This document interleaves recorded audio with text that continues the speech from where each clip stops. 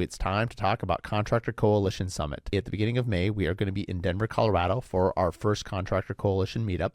We're going to do a standalone event in the middle of September in Minneapolis. It's a one-day reduced fee. Tickets are available now. We wanted to create an event that was just a one-day crash course. You can find all those details at contractorcoalitionsummit.com. We also in November have our 3-day tail end of the year, which is going to be in Charlotte. So if you're interested in any of those events, please head to contractorcoalitionsummit.com. DM me for any information or email me, mark@mdwilliamshomes.com. And thanks for tuning in. At the Bison Group, we want people to know, the details do matter to us. We don't build luxury homes. I think it's an overused term. Everything is luxury today, right? The luxury apartments, the luxury townhomes by the production builder that, I'm sorry, they're anything but close to luxury. And so I actually ran from the word. I changed our signage.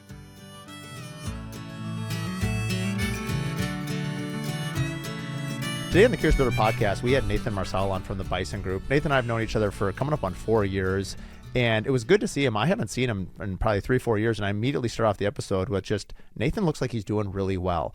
And I think one of the fun things about having a podcast with people that you've gotten to know over the years is you're able to, like family or friends, you're really able to quickly see how their business is doing, how their personal life is doing. And so we start both the beginning of the episode and the end of the episode. We really talk about the things that have led to Nathan's growth as a person, as a business owner, and as a family man.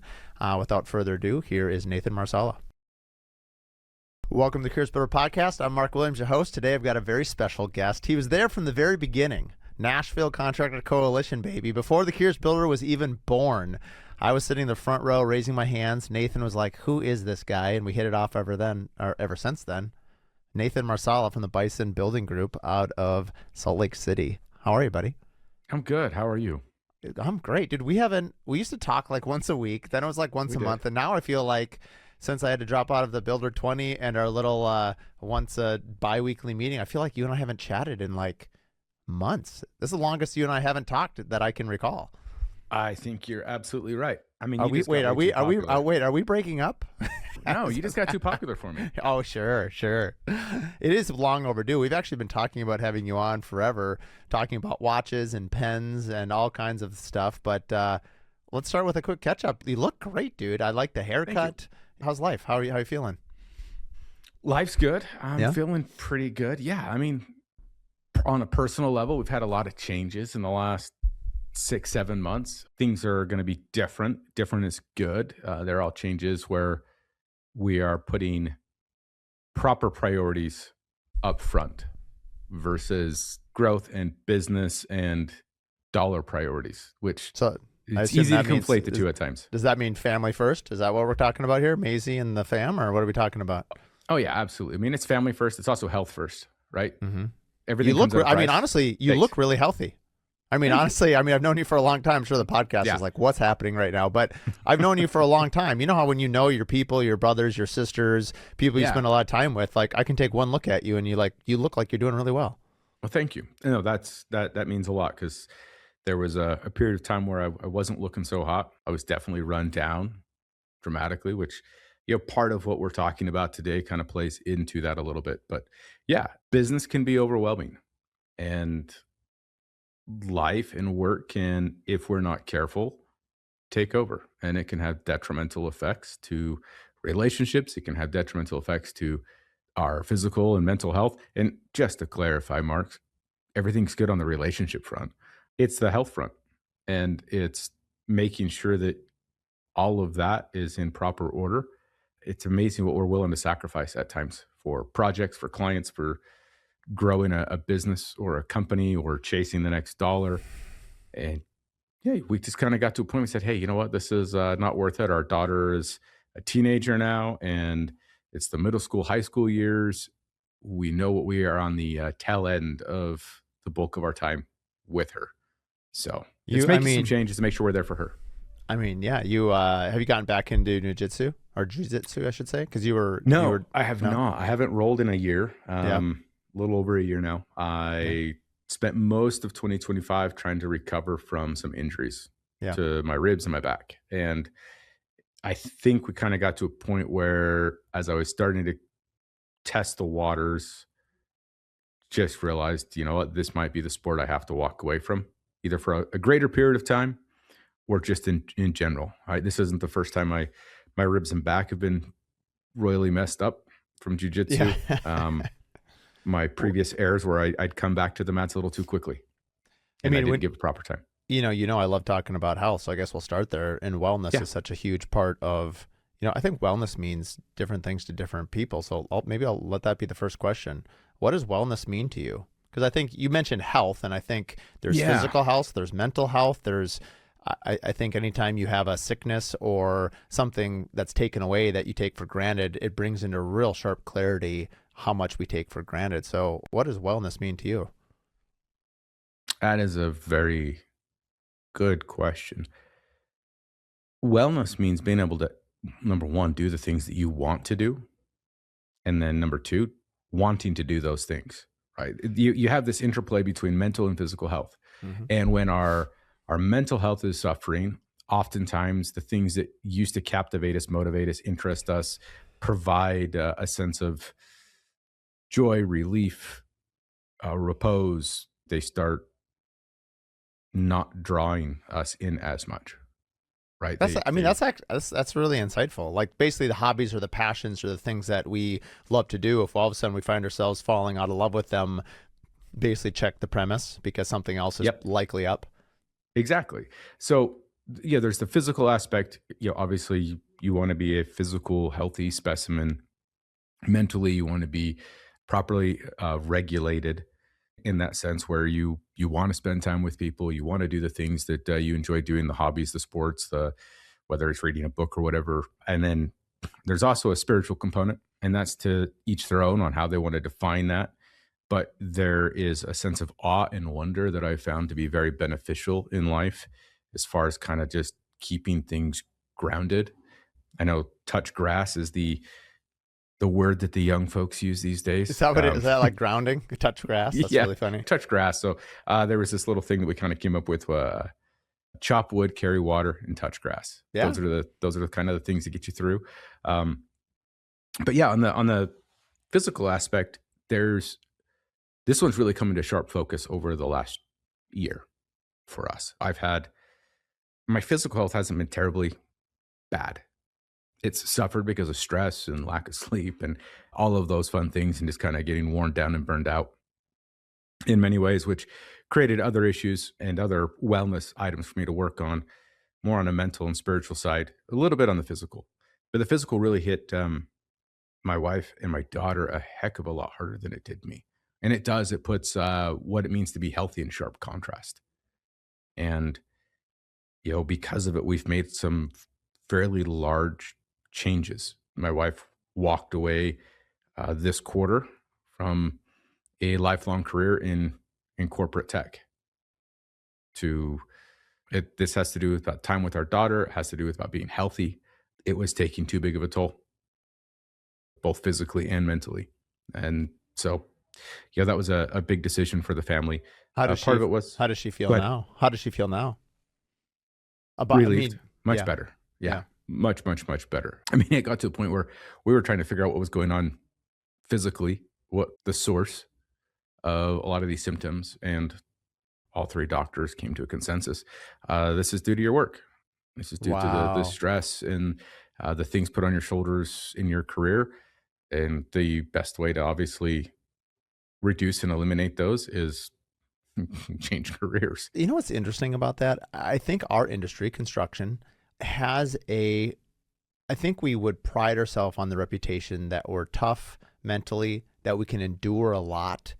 I Hmm. think and those are wonderful attributes. I'll relate it to ultra running because I like to do that. Like I know, like I don't know if you've read that book to your kids when Maisie was small, but going on a bear hunt. Did you ever read that book to your Yes. kids? Like Yep. you can't go around it, can't go over it, got to go through it. That's And great. I feel like the construction world is really you have very tough-minded, oftentimes stubborn, but sometimes the yin to the yang, like stubbornness, when harnessed correctly, is a great attribute. It's steadfastness, right? Too. Yes. And so, like, I think all of us have a really hard time actually knowing when to walk away. Like how much physical stress, pain, and look, it's only in hindsight you can look back and you're like, that was really dumb. Like, It was. like you can endure a great amount of physical pain and mental pain. It doesn't mean you should. How have you sort of now knowing that this decision that your wife made and maybe gaining insight, like what would your comment be to that? Like, how do you know when it is? Because I think we all, this is my basis. Like, I think sometimes when we think of like laying the hammer down, we think it's quitting. And quitting, oh man, we wouldn't want to be a quitter.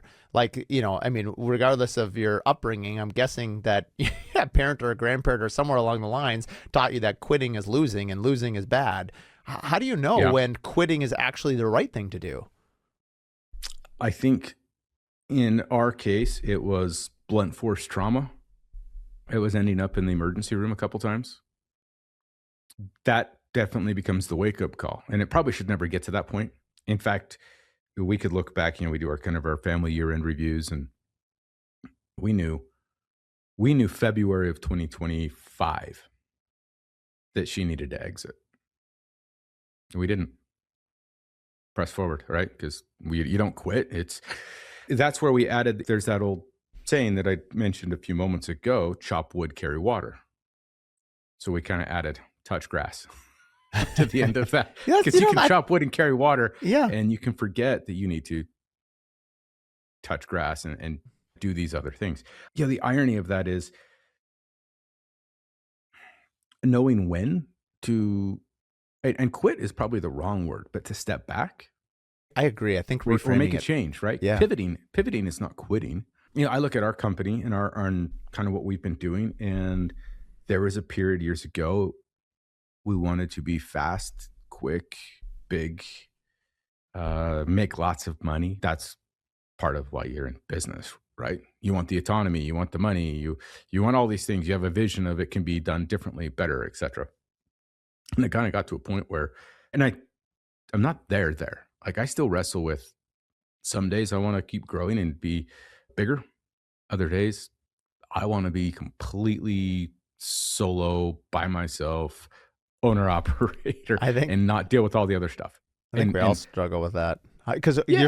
your size now is what, 4, 5? How big are you in terms of We've employees? actually worked down to 3. Down to 3. We've gone backwards Yep. intentionally until I Yeah. figure out where I want to go from here. Yeah. We'll probably settle at 5, Yep. maybe. And then I think we're there. I mean, I know we're talking about buy back our time in Dan Martell's kind Yeah. of thoughts. And there's ways to be lean and efficient. We've always done more with less. Like, we've always out operated our competition with fewer bodies in I think, total I mean, revenue and project value. I mean, a It's big always part of been our that, mantra. honestly, a big part of that, I think, is you specifically. I've often, I think all owners can relate to, like, we are the bottleneck of our own company. And I think a big part of Dan's book, is like identifying what you can delegate. And as your friend, like, you have incredible talents. I've often seen that you also can't let go of that kind of that iron to hand it off to Yeah. someone else. How have you sort of navigated the fact that you've actually gotten smaller, but you seem to have actually had more balance than you had a year ago? How is that possible? Part of it is, there's, I got to be careful on how I phrase this, only because I've had relevant conversations with others about this, and my thinking is becoming clearer and clearer. Systems and processes have a place, and they are important, but we can over process, over systematize, and then add complexity that does not need to be present. And we forget sometimes that there are companies and coaches selling systems and processes, and it's a product. And that product, it's a consumable. You got to keep buying, you got to keep finding people. So to them, the system and the process is always the answer. And it's not that it's bad or that it's wrong, but I think we can over systematize. We can rely on processes too much. And all we've done is create complexity. And a great example is, like, I watch my wife at a large global tech firm that, and the things that she has dealt with over a decade long career at this specific company, in the role that she's played there. And there is a system and a process for everything. And it has created so much complexity and so much strain in the system. And the solution is, well, there's got to be a new process and a new system, right? These consultants just sell processes and systems. That's not the answer every time. And so the long-winded answer to your question is it's looking at our systems and processes and knowing what we can eliminate. Like what is just unnecessary? What's adding complex complications and steps that really don't need to be eliminated. Part of Dan Martell's concept in Buy Back Your Time is, he's got that quadrant, the drip method, right? And so there's things you can delegate, there's things you can reduce, but there's also things that you should just eliminate, delete.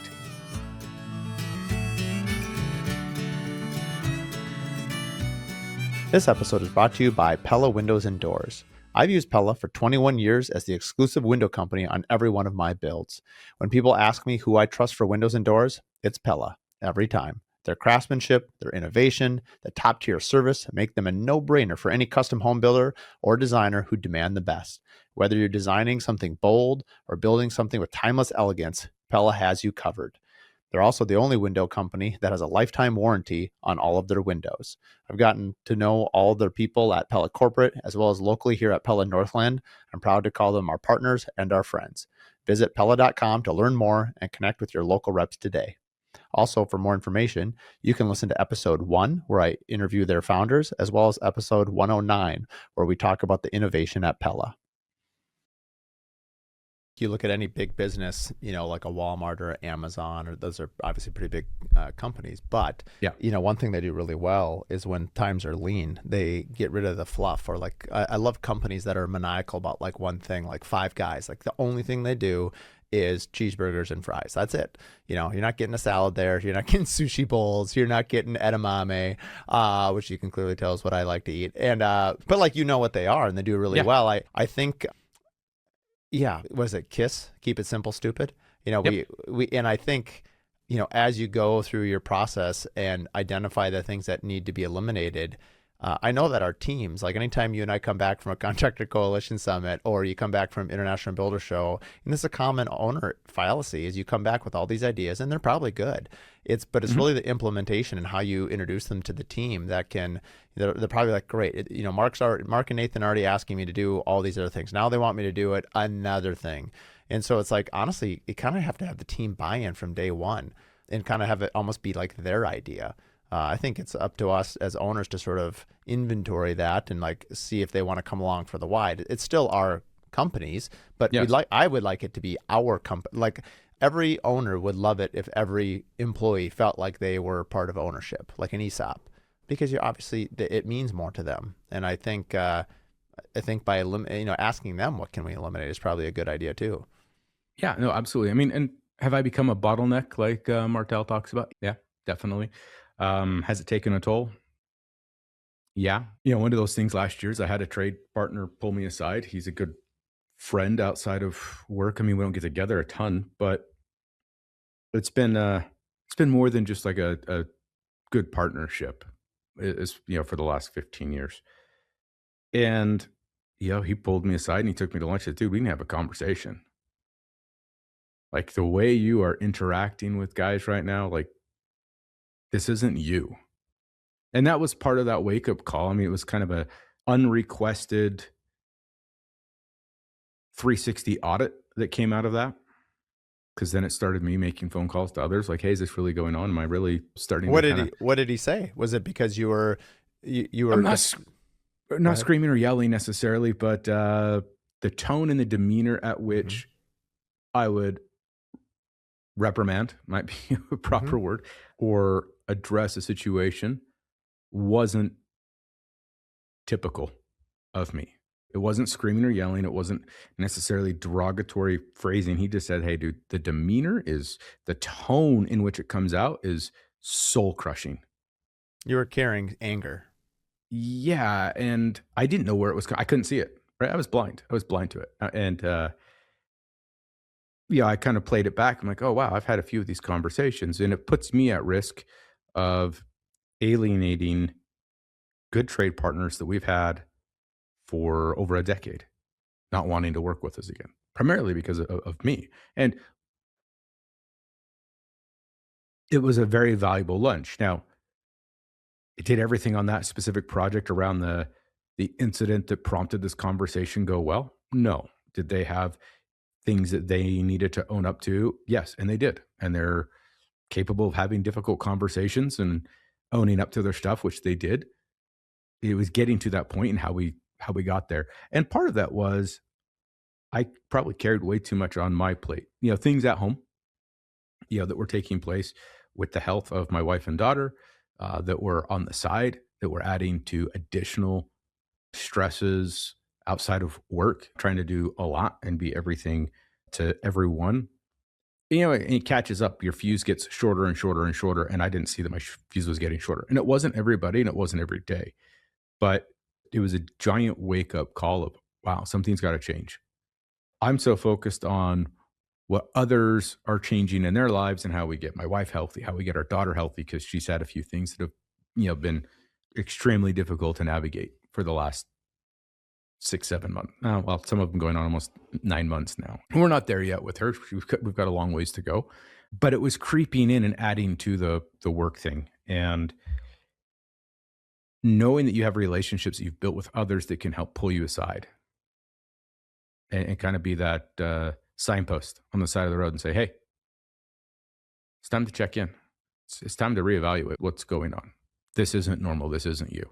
So that was invaluable. That's probably one of those things that triggered, hey, let's prompt a change. One of the items that I think is important when it comes to doing more with less is understanding, and this comes back to the keep it simple, stupid KISS method. When you're doing something because other people told you this is how we do it, too often we don't question the advice that's given. Even this podcast, right? Like everybody listening to it, please question everything that we say. Evaluate it for yourself. Does it actually apply? Like I said, systems, processes, there's coaching, there's books, there's consultants that will walk you through how to set up the most amazing systems for your company and your business. It's a product. They're there to make money. They need to sell you that product. Too often we eagerly buy it because we're looking for the solution, for the silver bullet. But we don't question, like, do I really need this? Does this whip really help me right now?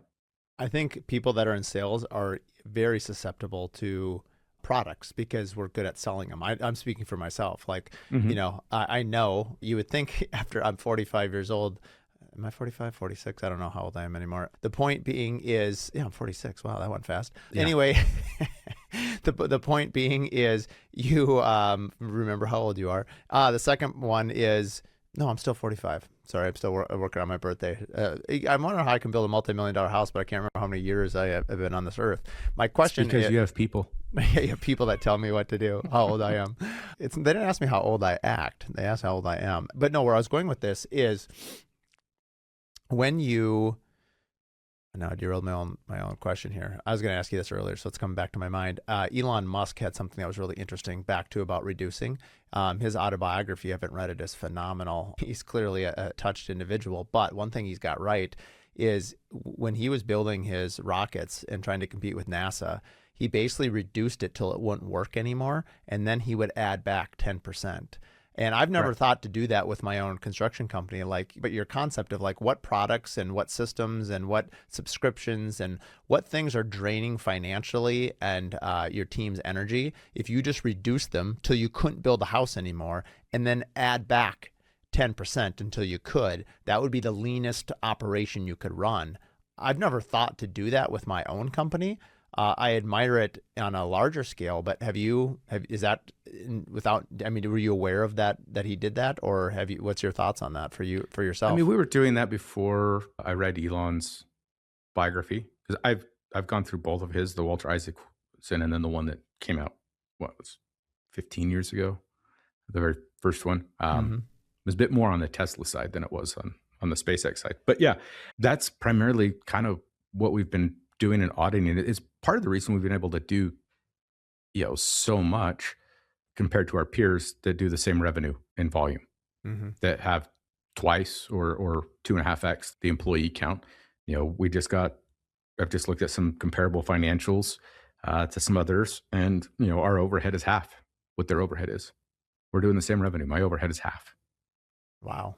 Now, it used That to just means be more margin. true. And one thing that I've Yep. always admired about your business, you've always been very business savvy. And part of that is probably how I've forgotten, I actually did do some research, even though I know you really well. I didn't realize that you were an owner's rep at one point. I Hmm. don't know where I missed that. Where was that in your career? Because, going back to the beginning, like you grew up, your dad built, you did finished carpentry. I mean, you have a real eye for the details. I mean, your tagline, I think, is great. Details matter. Hmm. When were you an owner's rep? How did I miss that? That was the late teens. It was between the two ventures. So Marsala and Co. was part of the family business that I grew and operated and had an equity stake in. And then one of our clients, it was a repeat client. They had explored actually some merger and acquisition about bringing us in house, and it wasn't going to be a win-win. I needed to do something slightly different, make a change. I'd always wanted to be on the owner side of the table. They made that happen. They made me an offer. So that was 2018 into 2020, Hmm. and then Bison Group started after that. So it was kind of between the two entrepreneurial ventures, so to speak. Great, valuable insight. Learned a lot. Spent more hours in airports and airplanes than I care to most admit. most But people have a career, then get into consulting. You went into consulting and then had a career. I just enjoy sort of the dichotomy of that natural path.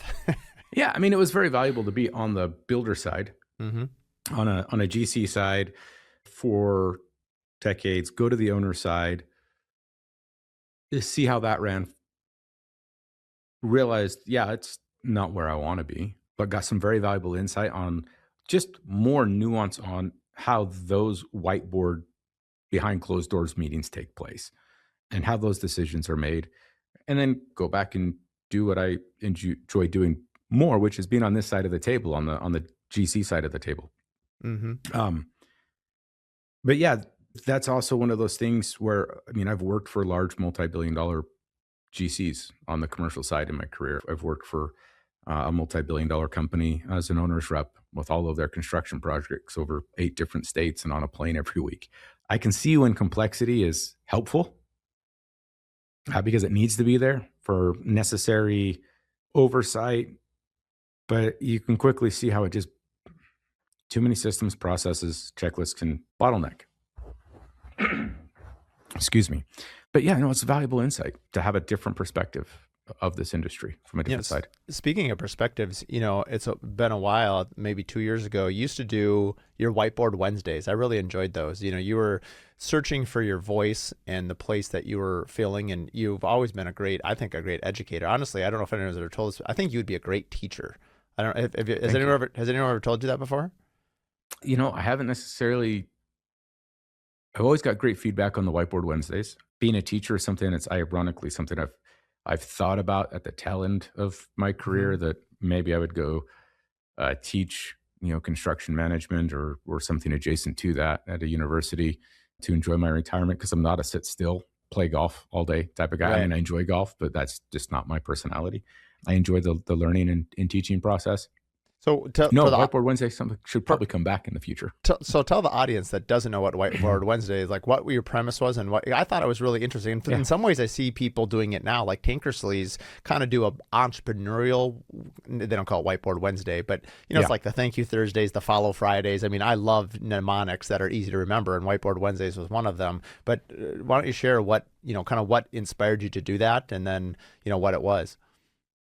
Yeah. So whiteboard Wednesday was, and probably still will be if it moves forward anymore, the short reels, videos. And it came out of, I wanted to do more with, YouTube or whatever. And that's just too much work. So what could I record with a phone quickly, post to our Instagram page, and be actionable advice to help educate not just builders, but clients and architects? What is it that really matters? Things that we see get misunderstood in our industry all the time, right? popular one was, what's the difference between a bid and an estimate? Everybody thinks they're the same. They're not the same. There's a different meaning between the two. A bid is, it's a hard number, right? If you give me a bid or I give you a bid and it's $100, it's $100. It's not 101 and it's not 99. I'm going to give you a bill for 100 and we've all agreed to that. If I'm giving you an estimate, I'm going to tell you, we think it's approximately $100. We're going to be close to $100. It could be 102. It could be 98. There's a difference between a bid and an estimate. One's a little bit more firm than the other. Sometimes we interchange the terms, but it's things like that. How to write a proper RFI. Why would you want to document an RFI? When do you just pick up the phone and call the architect and ask the question versus the full gambit? I liked things it like that. I liked it. I mean, you're right. I think it speaks to both the clients so they understand the professionalism, but part of it, I think, for the audience that doesn't know you, and I don't know if it still is, but you were doing what, 50% commercial, 50% residential? Is that still roughly the split, or what's your split now? Yeah, still about a rough 50-50 split. Which there's not many GCs that can do both, that want to do both, but even well can do it well on both. And I think what makes you exceptional at that is your tagline, details matter. Like, you are a very detailed person. And, we're going to get there at the end of the episode because you're not going to geek out about watches. We better save that for the end. But like, I think I've joked with you before. You've heard me say this about you, that you know more about watches than I think I know about anything in like life, period. Like, your encyclopedic knowledge about, and you're passionate about it too as well. But I think the reason I'm bringing it up right now, and we'll pin it for a little while, is just the details. Like, you are very detailed. I can see why architects would love to work with you. And so, that's one of your most powerful skill sets, I would imagine, in attracting both clients and also architects that are choosing to work with you. It's a two-edged sword, right? There's a trade-off with everything. The details can get us in trouble. It can add to complexity and systems and processes really quick and easy because it's an easy rabbit hole to go down, right? It's a natural rabbit hole, so you have to pull back. And I think that's one of the things you have to ask yourselves, like, when you're trying to buy back your time,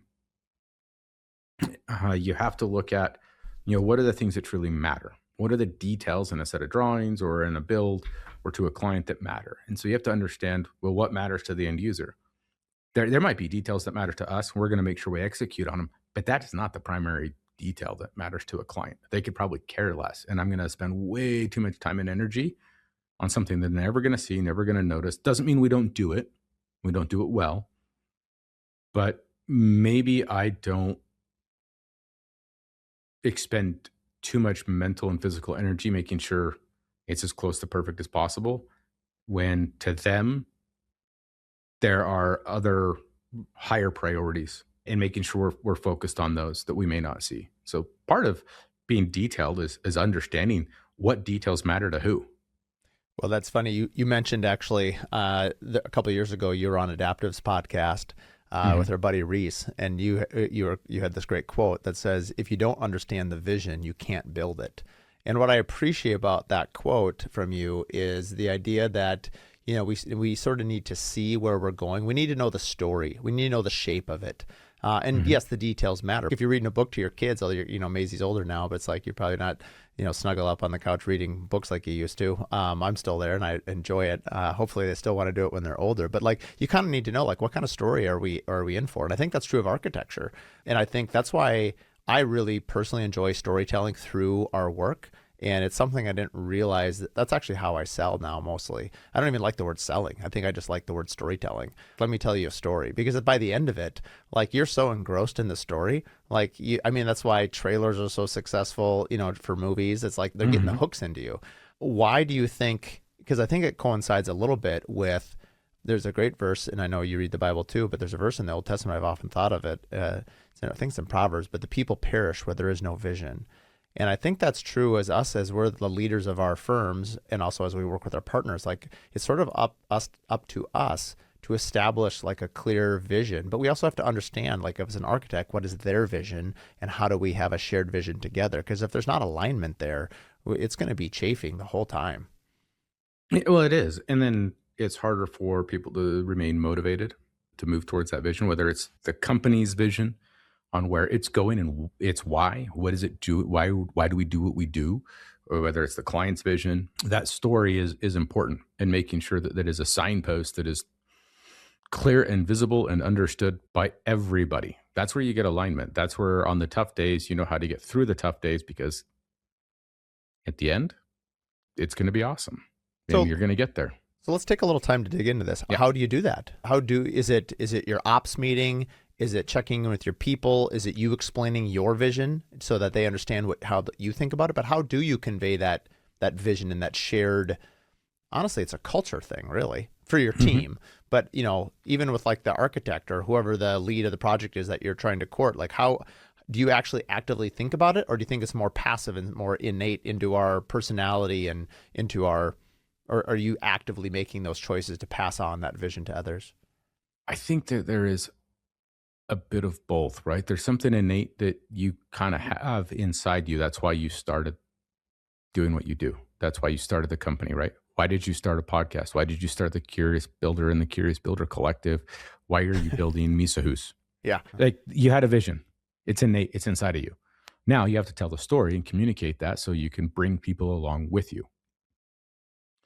And for us, the vision that we create at the Bison Group and what we want people to know and to march forward is, yeah, the details do matter to us. We don't build luxury homes. I don't like the word luxury. I feel, and you and I've talked, I think it's an overused term.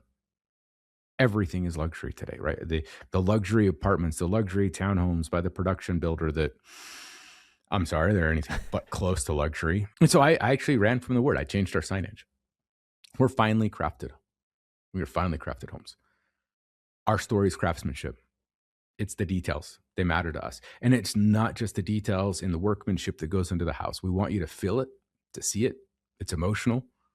That's why we do what we do. That's why we have the trade partners that we have. It's how we manage. It's what we're looking for. When we understand that, hey, the details matter and it's a finely crafted home, and that the tenant spaces that we build out for our clients, it's the same thing. It's a high cost per square foot,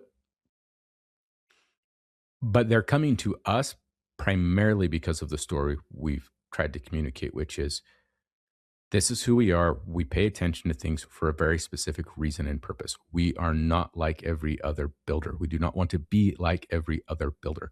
And that starts from day one with our pre-construction. The number of times we've sat down and presented our pre-construction path, the level of detail we go to at a schematic design from a numbers standpoint.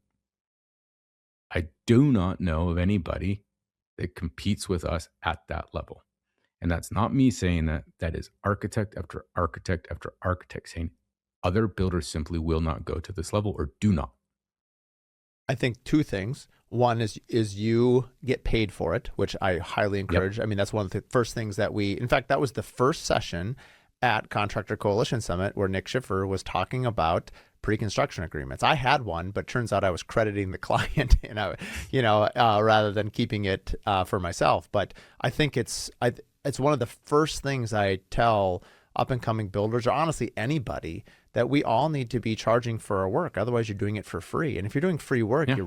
you're devaluing your end work as well. And the hardest person to sell is ourselves, because we think, especially because it seems like most entrepreneurs in general, I think that's why the collectives have done so well, is there's such, in the Contractor Coalition Summits and things like that, is that there's such a hunger to talk to other owners, because there's not really, most of us are figuring it out on our own. And that's why when we talk to other people, that's why I have this podcast, is to share these thoughts and comments with other people so that we can all learn from each other. It's kind of like, it kind of gets old making every mistake under the sun and then looking back decades later and being like, wow, that would have been nice to know. I mean, I famously have told people 1,000 times on this podcast, I didn't know what the difference between markup and margin was. And I've left millions of dollars on the table because of it. I speak about it so often because I don't want another builder, a sider, a framer, a roofer, honestly, any business owner to make the same mistake that I did, because you don't know what you don't know. Now you Right. can dig into it. Yeah. No, that's absolutely right. And that's, yeah. I mean, part of that vision, that storytelling is you got to just communicate it to the people on the team. This is why we do what we do. This is why we're going to string walls after the framer's done. It's not we don't trust them. It's what we're telling the client. Like, we hired top tier talent to do the work, and then we're going to check the work and we're going to make sure deficiencies are mitigated and minimized or eliminated as much as possible. We're going to communicate effectively with what is taking place in the time. But it even comes down into the collateral that you use. The Our pay apps, I could easily simplify a little bit further and use some of the software that are out there and just say, nope, this is what it looks like. Personally, I hate how most of them look in their formatting and they don't customize enough. So we have our custom forms, everything it drops into. It's not hard. It doesn't take a lot of extra time, but it reads cleaner. It's easier for it's very specific to us and branded. It's based on an AIA G702 703, but it's simplified in some ways and expanded in others that provide all of the relevant information in a clean, concise way for architects, for clients. I mean, here's an example. I had a builder that I spoke to the other day. We were going through some of our pre-con stuff and a cost on a project. And it wasn't a project that he was a part of. We were speaking about trying to do some potential projects together and work together in the future. He's never had a builder tell him what it cost to build his designs in his career. He doesn't know what the end cost is of what he's drawn. How could he not know? Builders won't share the information. They won't give him a copy of the With cost. They won't tell with him. the architect? Yeah. What? I mean, this is on a residential. Commercial is a very different story because a lot of times they're reviewing our Why? pay apps Hang on, first. I gotta stop Yeah. you there. Why in the world would I mean? Honestly, that sounds like two. One is why aren't you talking to the architect? I mean, we have the architects oftentimes at the bid meetings with the client. I mean, they're Yeah. and then the second thing is like a lot of them are basing it off of percentages and they want to know what the cost is to some degree. But then lastly, if you've been in business for a long time, don't you have any curiosity of like what it cost? I mean, it almost seems like they're an ostrich, like putting their head in the ground. Like how much of it is not the contractor's fault, but maybe the architect's fault for not asking? I wouldn't say it's the I'm not going to put this on the architect. It's not that they don't see the bid price, Oh, okay. but they never see the final cost. I see. Okay, And so you're there's not always seeing. there's a Yeah. delta. They're not understanding. Well, okay, we drew this. It cost X, but what did it end at from a now? I got For you. us, it's simple. We have no problem giving that. And I understand there's a lot of contractors that just want to be secret, right? They're playing their cards close to their chest. They don't want anybody to find out what their margin is or what their fee is. Not an issue to me. Mine's clearly spelled out and it's a specific line item. It is not buried in all the individual line item cost. It's right there at the bottom below the line.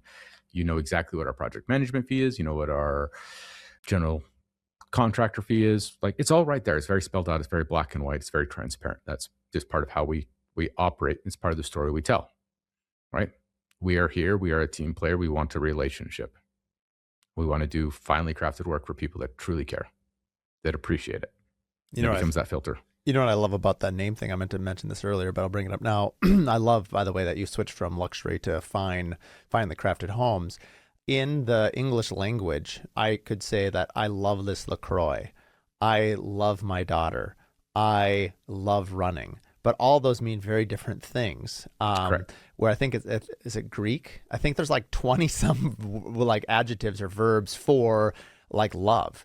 And I think it speaks a little bit to the limitations of the English language, and it goes back to that luxury. You know, sometimes when we use a term, maybe at one time, whoever first started saying they wanted it, of course, to luxury had a lux feel to it, like of course luxury home, like of course. But if all of a sudden everything is a luxury home, then nothing's a luxury home, and so then we have to pivot our language again. Anyway, it just reminded me of the word love because we say love all the time.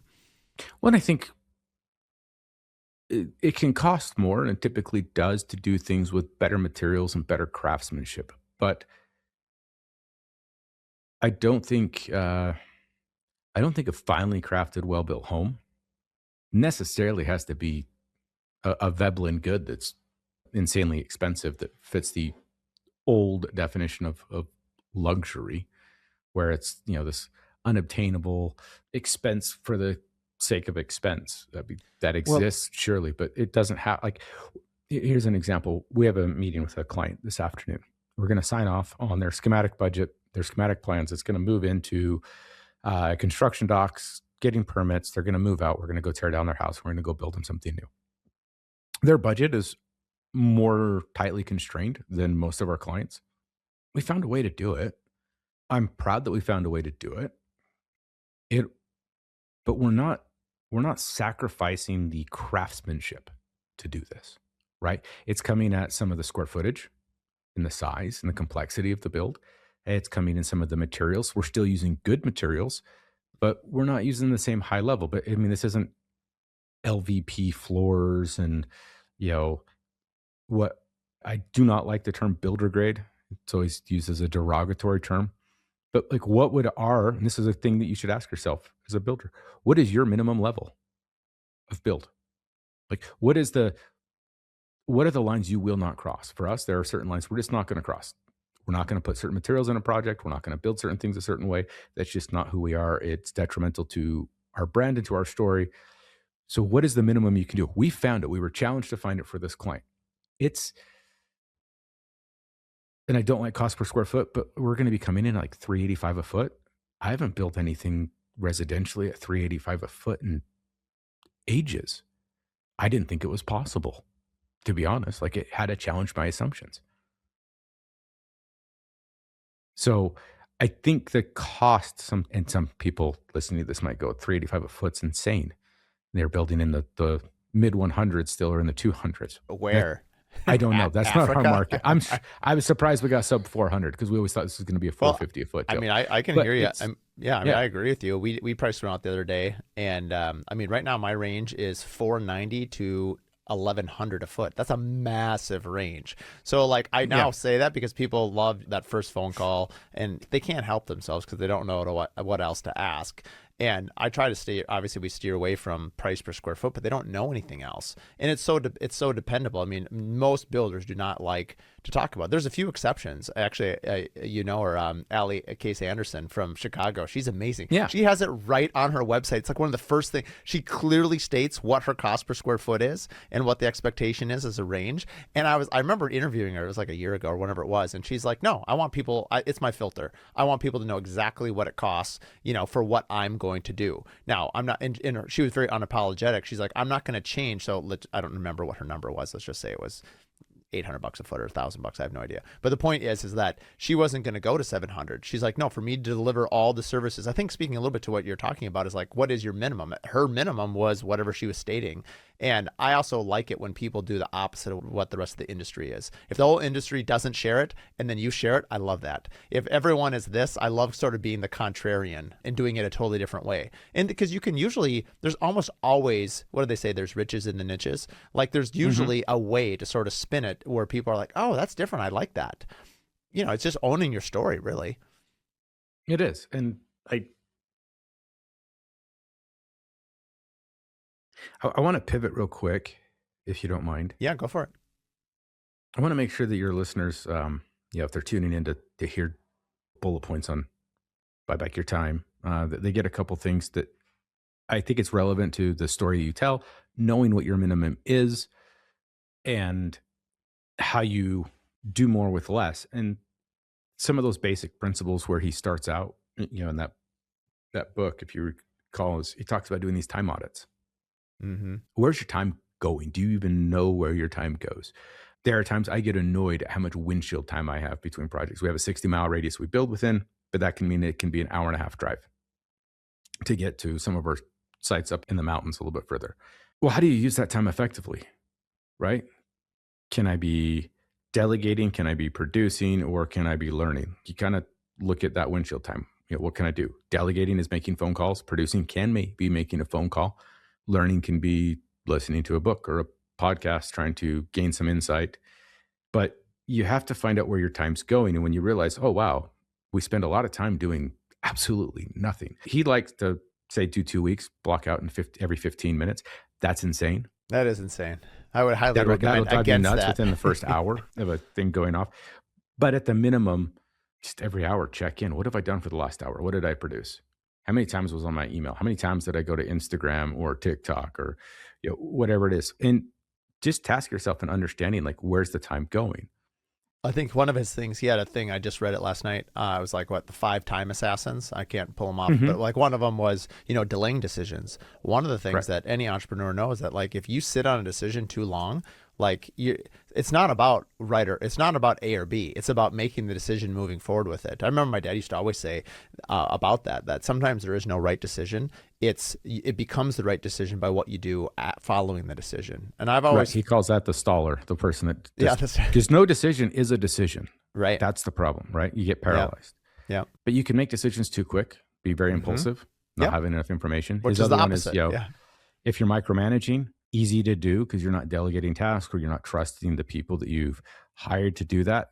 I think that requires two things: a self-examination on why you do that. And then two, do you not have trust in the people that you hired? And if you don't, is it because you failed to train them or they're just not the right fit? They're the wrong person on the wrong seat on the bus. And there needs to be a change.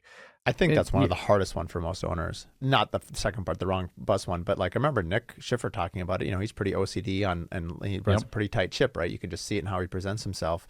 But he had said something whereas like, if you can hire someone to do your job within a 60% efficiency rating of what you can, hire them and move on. And if in most owners, when they hear this, they're like, what, 60%? That means it's 40% off of what I would do. And I like what Nick said. They can't stay at a 60%. They have to get better. But if you always are waiting for someone who's going to do it 90 to 95%, you'll never hire anybody. And I know for myself, I've asked, well, maybe I'll ask you this question. Do you think you're a better coach or a better teacher?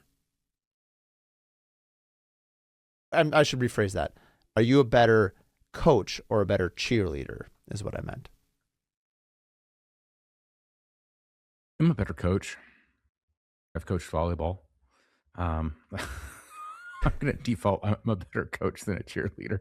The cheerleading, me giving the kudos and the cheerleader on the side can sometimes be a little bit more difficult. The coaching is a little bit more natural. And Martel says the same thing in Buy Back Your Time, but I think he puts a framework around it. And he does an 80-20 split, right? If somebody's going to do something 80% as well as you, that's better than you trying to do it all and it being a 0 or a 50, right? So he kind of splits it 80-20. But there's a framework. Don't hire just to grow. Don't hire just to throw bodies at problems. That's his big challenge to people is don't throw bodies at problems. Make sure you understand what it is you're hiring for if you're going to hire somebody. Make sure that when you've delegated that, you've properly delegated it to a person that frees up your time and your capacity to go do what you do best. Now, that could be the coaching, that could be the storytelling, that might be the pre-construction, that might be just being the visionary, the kite in the sky, and you're going to delegate everything down to the COO on the ground that's kind of keeping you tethered to reality with your big visions and dreams. And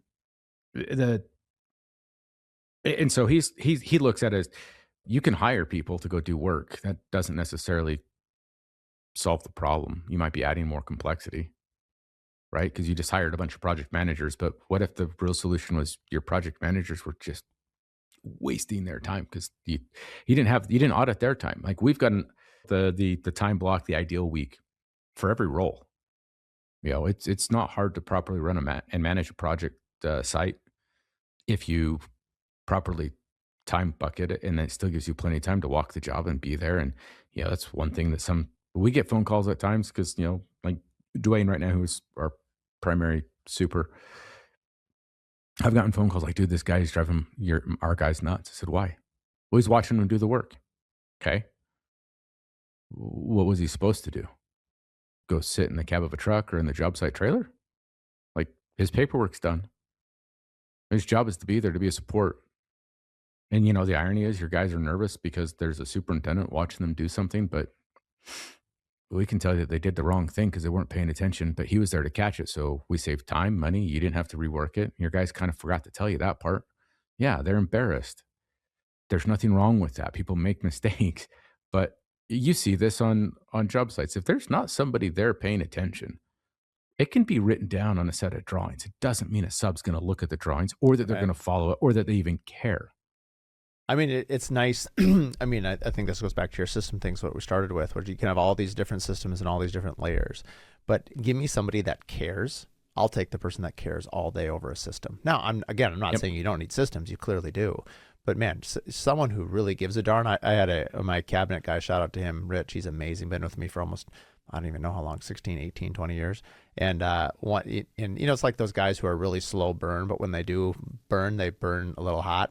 I remember him calling me a couple of years ago on a project, and he said, my give a darn is broken. He was so upset at someone else coming before him or coming him after him. And he spends so much time and mental capital to do a good job, to help our brand. I mean, I'll ride and die with Rich all day long. He cares so much, but he was so upset and disheartened that other people that he was witnessing didn't care as much as him. And it's hard. I mean, if you, and I think, let's talk about job site cleanliness, which every owner, I don't know anyone that has solved this completely unless you keep it in house and just do it. But like, and everyone loves to say, oh, your subs should do it.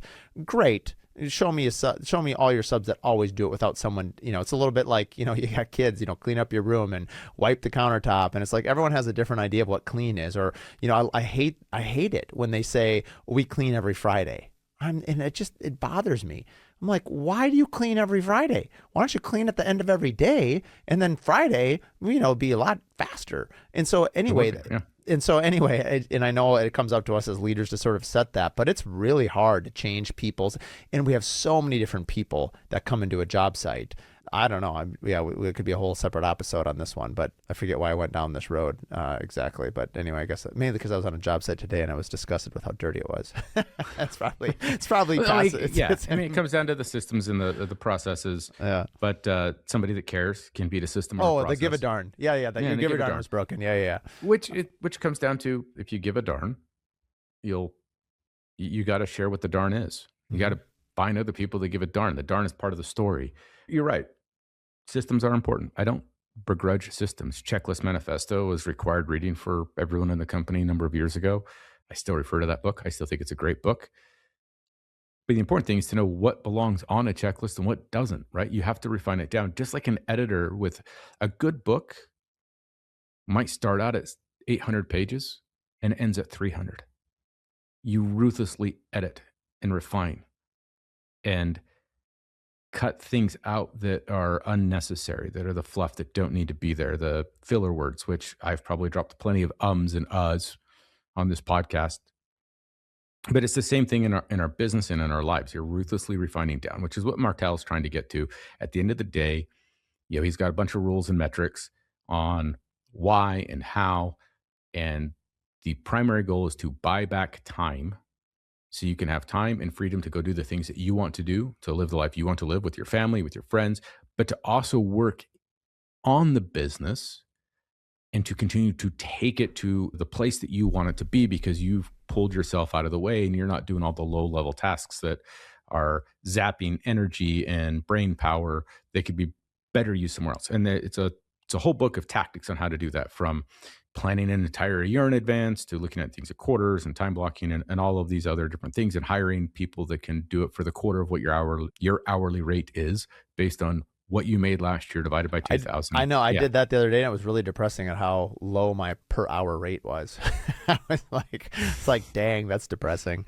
I did that at my daughter's gymnastics. I was like, looked down, I was reading the book, and I was like, wait a minute, this is depressing. Let's leave the book here. We're kind of at the hour mark, because there was two things I wanted to talk to you about. One was, I meant to actually lead with this, but we don't have time now. Just talking about, I want to get to is your pens. Like, you have the most beautiful pens, and pens and watches kind of go hand in hand with you. Your friends affectionately call you Bougie Bison because you have extremely high-end taste.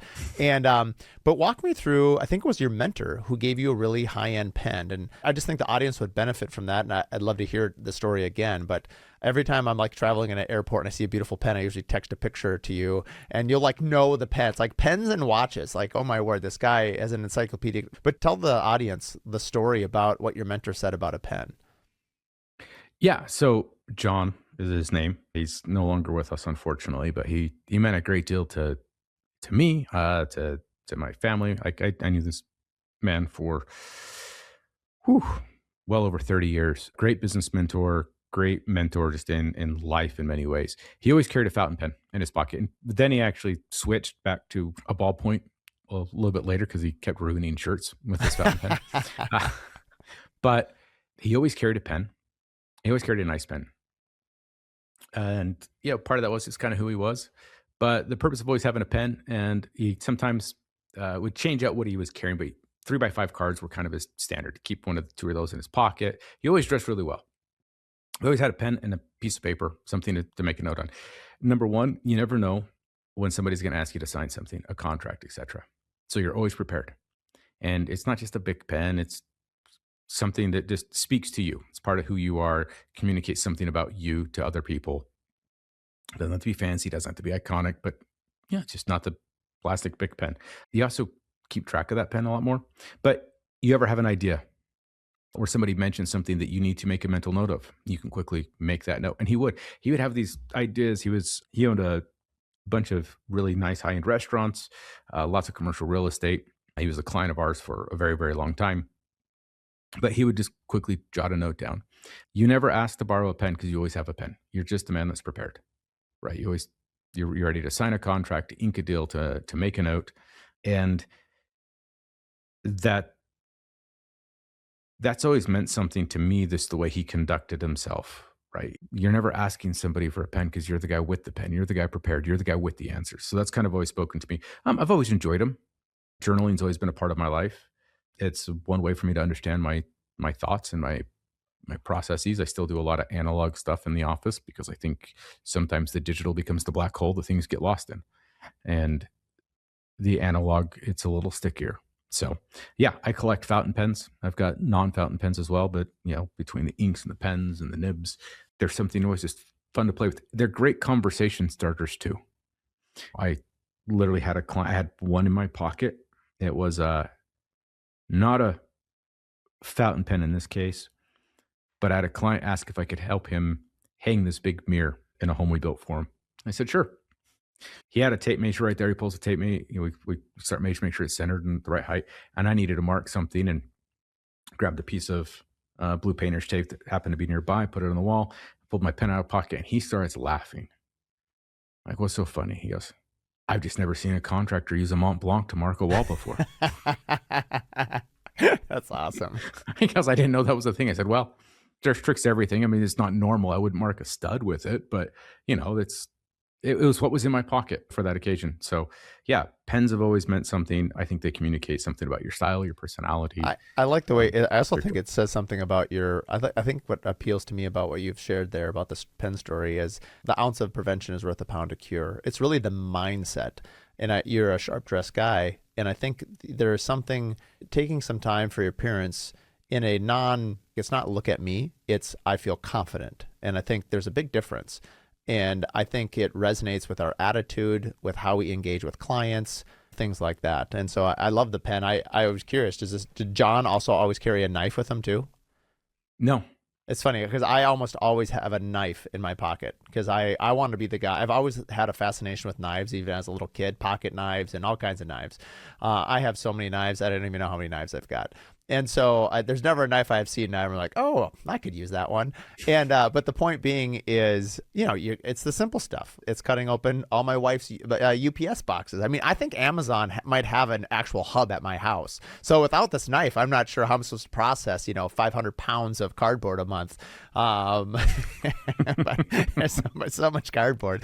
But anyway, I feel the way John felt about a pen, a little bit about a knife. But I also just like to have one. But I've thought about pens. I love pens and I have some nice ones, but I've not been able to sort of work up my appetite to go for the full-on fountain pen based on the cost. And also but I do have a pen actually that I often have with clients. And I actually, this is kind of sneaky. I want to say it's maybe 40 or 50 bucks. It's not cheap, but it's not super expensive either, but it's a really nice pen. I really like it.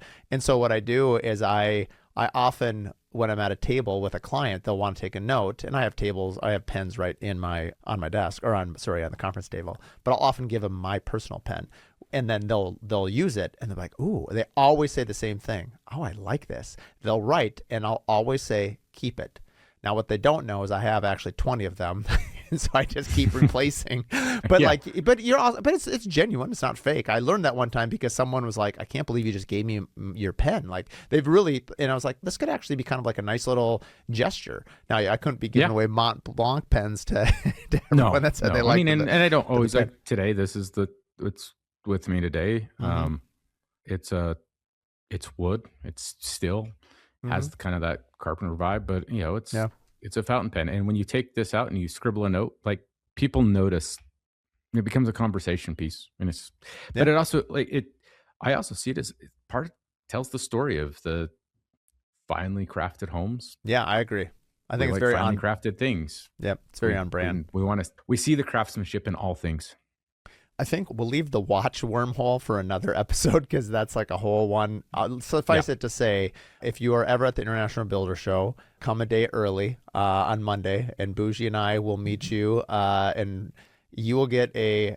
I got to just share the high level story. I was at IBS 2 years ago. Is that when we were there together? Yeah, That 2 years was ago, 2 years ago. or 3 years ago. No, it's 3 years ago because I just started the podcast. I Wow. bought the watch for the podcast. For So the it was three- podcast, that's right. Yeah, Wow. it was my. Remember, it was the all dark that pan. Panerai.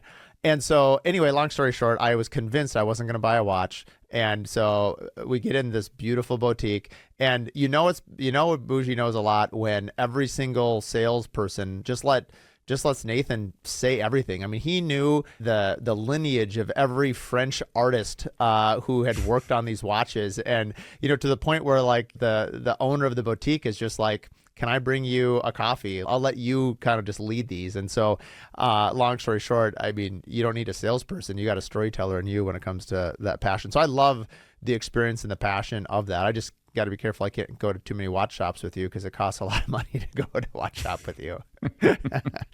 Well, We'll do pens next time. I'll take you up on that one. My question is, so one thing that we're doing, we'll close out the episode, is every previous guest gets to leave a question for the next guest. And when you're done with this question, you get to leave a question for the next guest. So the question here was, it's actually pretty on brand with how we started this.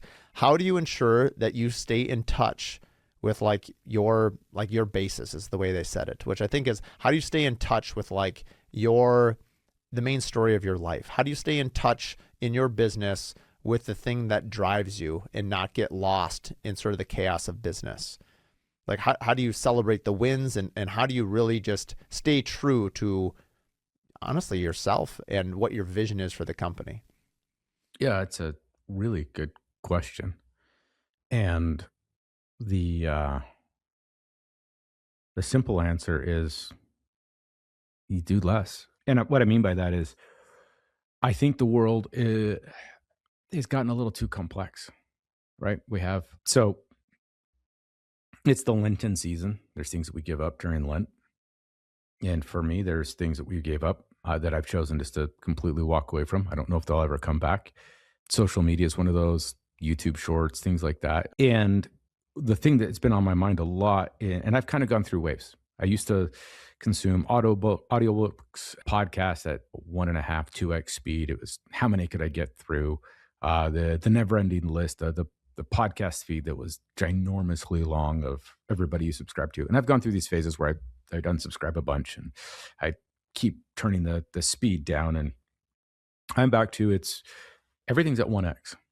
Doesn't, like, if I speed it up a little bit, it's just because the person speaks very slow. And so it needs to be normal conversational speed. But that's it. I've ruthlessly cut out how many podcasts, what types of podcasts I listen to, audiobooks. I will read a regular book. There's only, my Substack, I've unsubscribed to most. There's only a couple two actually that I care about now. And they're just for my Sunday morning reading with my coffee. But to stay in touch with your base, you need the quiet time to be in touch with who you are and to contemplate. And if you always have earbuds in because you're always consuming something, music, podcast, audiobook, you name it, from the moment you wake up to the moment you go to bed, and every time you're at a stoplight or you're at a grocery store in a line to check out, you're scrolling through your phone, you're checking your email, a text message, a WhatsApp, an Instagram, whatever it is, you're out of touch. There's no way to know what your base is because your mind is being flooded 24/7 with other people's information, other people's algorithms, what they think should matter to you. And you're not listening to you, what really matters to you. If you're just taking whatever the YouTube home feed is of like, these are the relevant videos for you to watch today, how do you know what you want to watch? They put you into, it's like being stuck in the Truman Show digitally. And that's kind of how I feel. So the two things I do is I've ruthlessly cut out a lot of those things. I still have them. I'm not, completely podcast free, but I'm very, very minimal in how much I'm listening to and consuming in that sense. So I have more time, even on some of those long drives that I was talking about, that windshield time. Sometimes that's a great time to not listen to anything at all and just be with your thoughts. Hey, where am I going?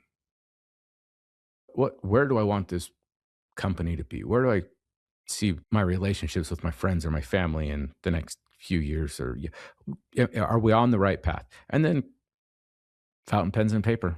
I journal. I write. I But you need the quiet time to contemplate and to think. And when you're flooding yourself constantly with podcasts and audible books and YouTube videos and social media, I don't think you have time to think. I think you get told what you're supposed to think, and then you don't know who you are. I mean, I think that's very well said, buddy. It's funny because there's several things in there that I definitely am guilty of. And I think it's a little bit like I'm not a gardener. I kill everything that that I would plant. But like I think you constantly have to be pruning. I think it doesn't take any effort to accumulate all these things. I think it takes real effort to prune all of these things. My other garden analogy is what you water grows. And so, meaning like the thing that you focus on, the thing that you give time and energy and passion to, it seems to lead more to more to more to more. And I feel like the theme of this podcast, specifically in the beginning and now the ending, has been, less is more. And that journey, I think, is different for every person. And I think also we could probably go through it multiple times in our life. Yeah. I don't There's think a spring cleaning people do with their closets or their garages, right? Do you do that with your digital life? Do you spring clean the podcast you listen to, the newsletters you're subscribed to? Don't unsubscribe from Curious Builder. I mean, keep that one on the top, of course. pinned. With notifications. Don't miss anything that Mark has to say. No, I'll be the first to tell you, get rid of all notifications. I hate dinging. Yes. Well, I want to respect your time and the audiences. You and I could talk for a couple more hours. What question would you like to leave the next guest? What's the one thing you would delete from your life? It can apply to personal or business, or better yet, what's the one thing you delete personally and what's the one thing you delete in the business? All right. I wrote those down. Those are good ones. Thank you very much for coming on the podcast. It was great to catch up with you, buddy. Been a pleasure. We'll have all your show notes, of course, where they always belong. And Monday episodes and Thursdays, losers or winners. Actually, Nathan was one of our first losers or winners. I didn't allude to it. I guess I'm alluding to it now. That was I almost cried on that episode. That was like 6 months ago or a year. We were talking about... A year ago, I think, yeah. We were talking about the note that Maisie left in your garage door. We won't do it now. If you want to listen to that, go back and listen to that episode. It's a tearjerker.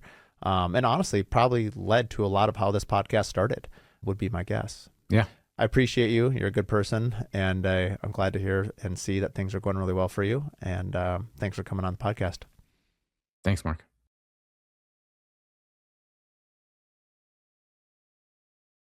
We call that a one-take wonder, Ian. Oh, that's funny. I forgot to hit end recording. Oh, that'd be funny if that one makes it in. What's still going on? How do I shut this episode off? Thanks for tuning in to the Curious Builder podcast. If you like this episode, do us a favor. Share it with 3 other business owners. The best way that we can spread what we're doing is by word of mouth, and with your help, we can continue to help other curious builders expand their business. Please share it with your friends, like and review online, and thanks again for tuning in.